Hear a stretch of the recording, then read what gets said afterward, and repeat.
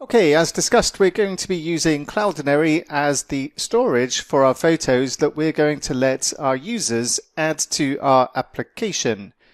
And Cloudinary is an excellent platform for photo storage. It comes with a ton of features, and we're only going to be using a very, very small percentage of those features. And it's incredibly popular. And it's also, if we take a look at the pricing for Cloudinary, so do come to cloudinary.com, you will need to do this. And if we take a look at the pricing tab, then one of the options we have is free. We don't even need to provide a credit card to make use of this service. And amazingly, it still says free forever.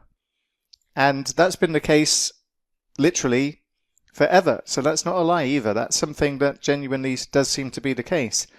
And it's very generous as well. It says 25 monthly credits, which doesn't sound like a lot, but if you look into what these monthly credits actually give us, then it's 25,000 monthly transformations.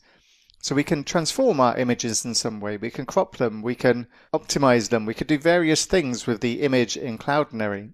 And then we've got 25 gigabytes of managed storage or 25 gigabytes of monthly net viewing bandwidth. And believe me, that is way more than enough for development and testing of our application. And if we take a look at the other freebies we get widgets for API and search, remote fetch, image and video transformations, video stuff, high performance delivery for a CDN, and they even provide support for free, which is incredibly surprising. So yeah, we're going to use this because it's free and it is good. So you can sign up for free, and do please go ahead and do this. You can use GitHub to sign up with email or sign up with Google, any of those different options. And once you have the account, I'll show you what you need to get from the Cloudinary interface, and I'll come back after I've signed in. So I've signed in, and this is possibly what you're going to see. Although I have to say their website does change on a fairly regular basis, it seems, and it's always a bit of a game of hide and seek to find out where they now put the keys that we need to access and use this platform. So let's see.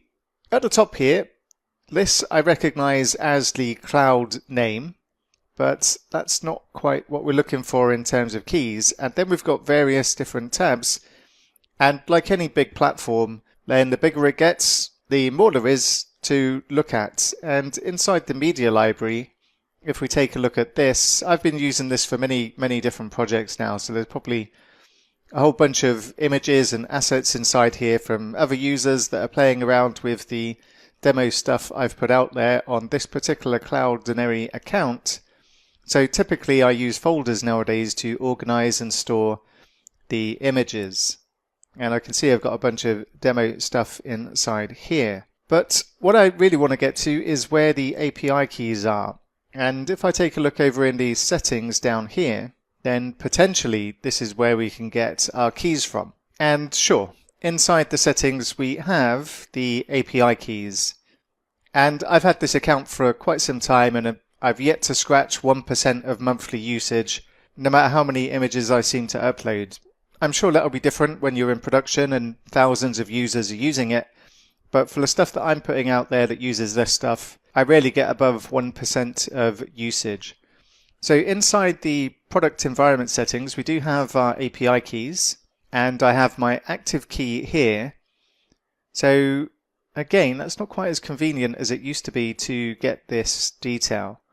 So we need an API key, and we need an API secret, and I'm going to look for a better option. So I'm going to go to programmable media, and perhaps it's inside here now.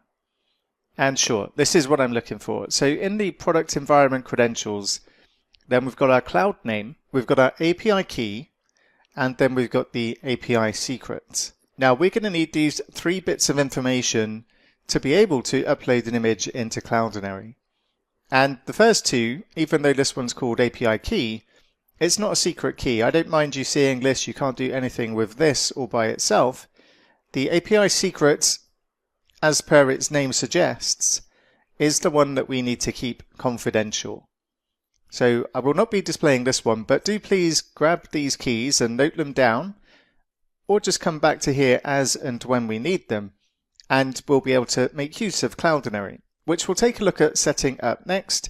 And we just need these 3 elements before we go ahead and do that. So once you have your account, we'll take a look at how we can use this in our application.